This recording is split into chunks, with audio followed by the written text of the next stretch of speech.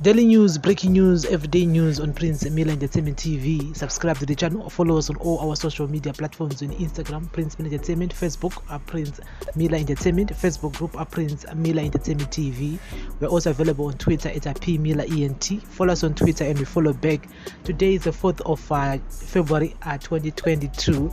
And so guys, we apologize for load shedding, but today, this is the latest news which is circulating on social media at the moment, at this very moment. And so the unregistered customary union between Vice President Constantino Chiwenga and Mary MUBAIWA ceased to exist more than 2 years ago when she was given $100 divorce token, and so they are no longer married. The High Court has ruled. However, other matters, which include the financial affairs of maintenance and property division and custody of children, have to still be settled in civil suits, which can only be heard when MUBAIWA is able to pursue this. The marriage between the two was the unregistered customary law union, which was terminated on November 24, 2019, after MUBAIWA was given Gupuro, a divorce token in the Shona culture, and that was adequate to end the union under customary law and custom. The ruling yesterday that the marriage ceased to exist at that moment came after Vice President Chiwenga, through his lawyer, Advocate Louis Uriri, instructed by Mr. Wilson Manasseh of Manasseh and Manasseh, filed an urgent chamber application for an order terminating the customary union between him and MUBAIWA. Justice Owen Tagu granted the order, but said he confined himself only to the declaration sought in the chamber application, ruling that the other issues ventilated in the main civil case would be decided at the main hearing, which is to be heard when MUBAIWA is able to pursue these civil matters. During the hearing, the judge was confronted with competing arguments, one being for the granting of declaratory order under the customary union ended on November 24, 2019, another opposing the relief sought. Vice President Chiwenga, through his lawyers, argued he gave MUBAIWA a divorce token, thereby terminating the union between them in terms of the African law and custom. On the other hand, MUBAIWA said the Kupuro was given to her in US dollars currency, which she refused to accept as the currency could no longer be lawful transacted in Zimbabwe. However, MUBAIWA could not say that the customary union had not ended. On the contrary, she asserted that it had terminated, but blamed her ex-husband for its demise.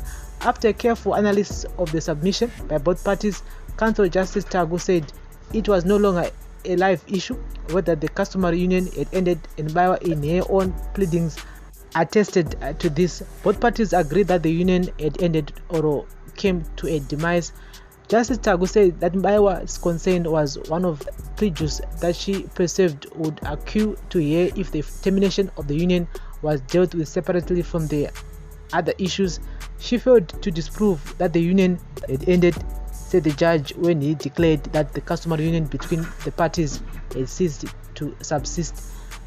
The issues related to custody, maintenance, and property rights of the parties had been stood down for determination at the civil hearings, which would be set down by MUBAIWA as and when she is able to pursue the matter. On the maintenance issue for either MUBAIWA or children, the court ruled that the considerations were well established in the country's laws, while the issue of custody cannot present the court with an insurmountable difficulty, as the best interests of the children were of paramount consideration. In the end, the judge found no cogent reasons were given for opposing the order sought. In fact, the judge noted that Vice President Chiwenga would suffer prejudice if the determination of the status of the customary union was held back simply to suit MUBAIWA's convenience. Justice Tagu also noted that the civil hearings have not started at MUBAIWA's instance, and it was not clear when they occur, ruling the delay would prejudice Vice President Chiwenga. To this end, the judge saw nothing that could prevent him from granting the order sought. MUBAIWA was being represented by Ms. Beatrice Mtetwa. He had opposed the application, insisting that her customary marriage was terminated and denied she was given the divorce token.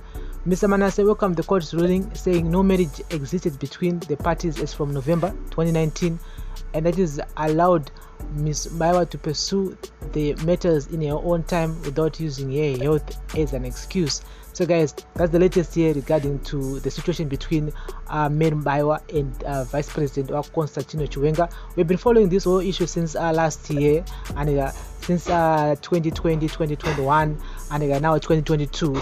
Chikunzi aiwa Chiwenga wakapa Mary MUBAIWA gupuro, and saka marriage panga pasisina since 2019 November 24 pakapo Mary MUBAIWA $100 gupuro, and so we're gonna keep you guys in the loop pakatika any new information regarding this, because anzi pazine dzimwe nyaya vana idzi and dzimwe nyaya dze property and everything, they need to actually file an application ku civil court kuti nyaya dzigadziriswe kuti vachashiyana zvakata sei uyezve vana custody inenge inani, and remember kuti at the moment Vice President Chiwenga ndo vane vana, and Mary MUBAIWA atone 2 years or so asataona vana vake, and saka katitaura umana. This is a daily news, breaking news on Prince Media Entertainment TV. Remember guys to like, share, comment and follow us on all our social media platforms. Of course, so social media inozotauraga vana vanete kukomenta. Someone here wrote that ingati kudi iyo iri koti yake, andika nomataura kuti vana vamwe. Someone said kuti so says the captured courts under military and rule.